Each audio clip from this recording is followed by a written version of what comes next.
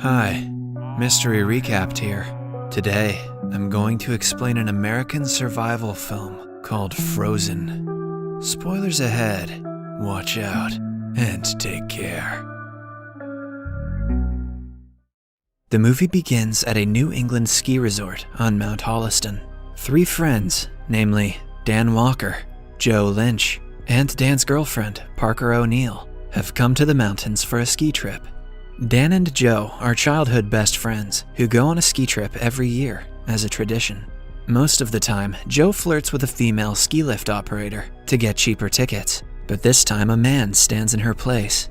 The guys make Parker flirt with the operator and get them cheap tickets.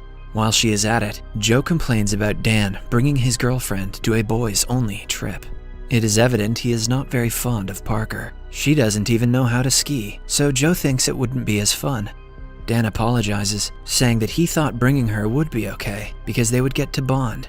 They finally get on the ski lift and set off for the top of the mountain. On their way, Joe criticizes Parker for smoking too much, making Parker throw an insult back at him. Dan is in the middle of the two, trying to handle the situation. All of a sudden, the lift stops working. People riding them complain in frustration. Parker acts calm, but is scared of heights. Joe makes fun of her for it, while Dan tries to console her. Eventually, the lift continues working, and they reach the top.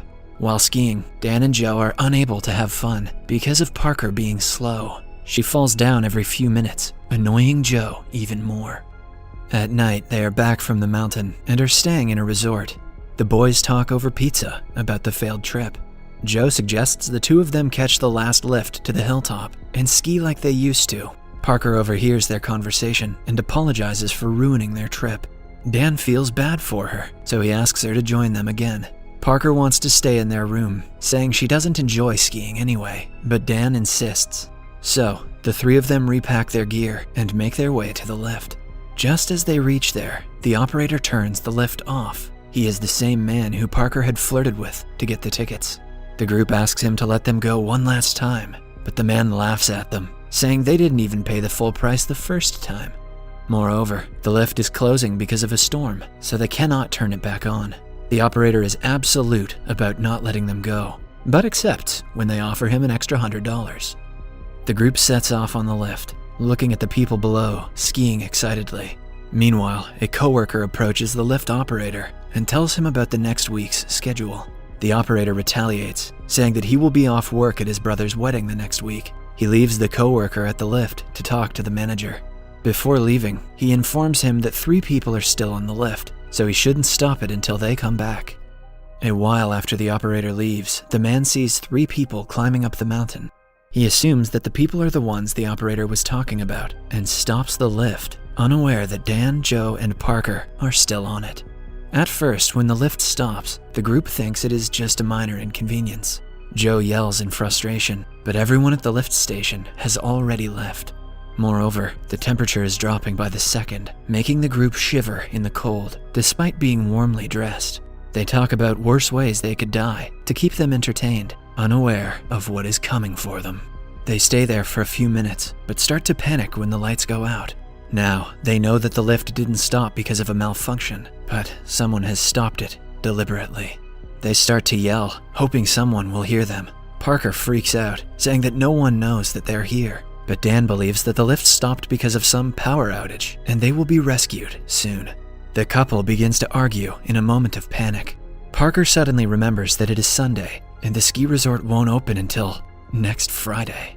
So, if no one comes looking for them, they will be stuck for almost a week. The friends tell one another that they will be okay, but panic is visible in their faces.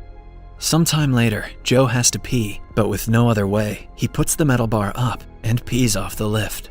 Parker groans in disgust, while Dan stays quiet. Then, suddenly, it starts to snow. The storm that the operator warned them about hits, adding to the group's trouble. Sometime later, a snowplow drives towards them, making the group wave and yell to get the driver's attention. The driver finally stops the vehicle right below the group. They are relieved to finally be rescued. But it turns out that man hasn't heard or seen them, and he stopped simply because of the snowstorm. He calls his superior, who tells him to come back quickly. So the man turns his vehicle around, while the group screams at him to stop. Unfortunately, he cannot hear them because every character like this in every movie ever made like this is deaf.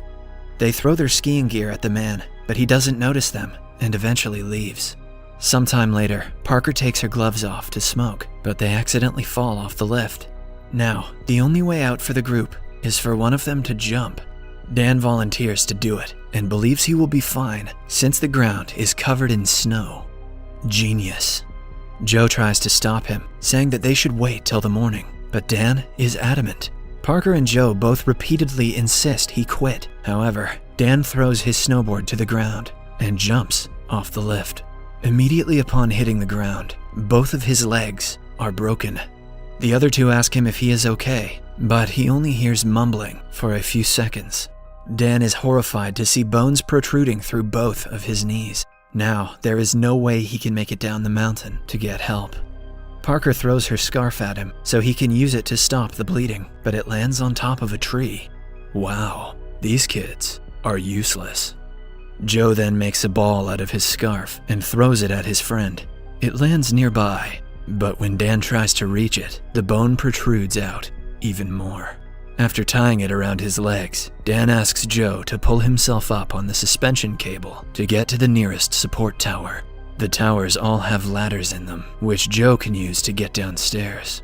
Joe hesitates, claiming that he can hardly do a pull-up, but agrees to do it for his best friend.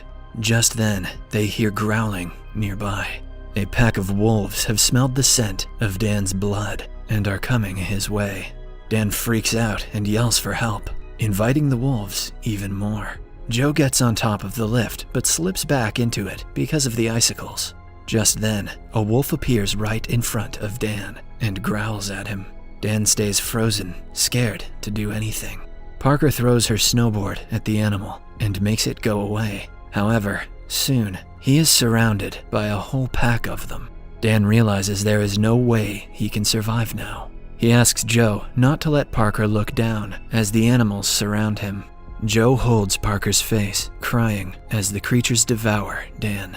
Sometime later, everything goes quiet. The only noise that can be heard is the howling of wolves in the distance. Parker blames Joe for asking Dan to jump earlier. Joe defends himself, claiming that he begged him not to. They get into an argument and start to blame one another for Dan's death. In the end, they just hold each other and cry. The night somehow passes as the two fall asleep. Parker wakes up in the morning with her hand around the metal bar, which she had grabbed while asleep. She tries to remove it, but her hand is frozen to the bar. She painfully loosens her grip as the skin of her palm tears off. The two have severe frostbite and cannot survive one more day on the lift.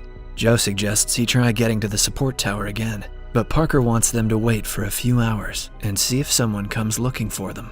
A while later, Joe falls asleep, and Parker embarrassingly pees on herself while crying. Who's gross now, Parker? When he wakes up, the two talk about different things in their life. Joe tells her how he and Dan met at elementary school. He claims that since Dan died trying to save them, they shouldn't let his death go to waste. Joe then gets on top of their seat again to try to make it to a support tower. This time, the icicles have melted, making it easier for him to move forward. However, as he steps on the seat, a screw of the bolt holding the chair to the cable becomes dangerously loose, which makes the chair rock. He somehow manages to get to the other chair, but his palms are bloodied because of the cable. Joe still doesn't give up and climbs up to the support tower, where a single wolf waits for them on the ground. Parker throws her ski pole to the ground to help Joe fight the wolf when he gets there. He then finally climbs down, only to be attacked by the animal. However, he gets his hands on the pole and manages to get it off of him. He quickly puts on the snowboard and heads down the mountain. Right behind, a pack of wolves follow him. Parker asks him to be careful as he disappears into the mountain. Now she is alone in the cold, waiting for Joe to return with help. However, hours pass by, but Joe doesn't come back.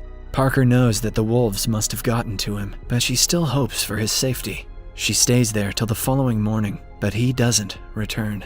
He must have bailed on her for ruining the boys' trip. Parker then moves around the seat, making the bolt move more aggressively. Eventually, the seat falls to the ground and lands right on top of her legs, breaking them. Parker composes herself and crawls downhill on the snow. After a while, she comes across the horrifying scene of Joe's remains. Before she can react, Parker notices a wolf in the front, but since the creature is full after devouring Joe, it doesn't attack her. Parker somehow makes it to the side of the road and lies there waiting for help. Eventually, a person brings her in their car and drives away. Subscribe for more videos like this, turn on notifications, and leave a like to help the channel out. Thank you for watching.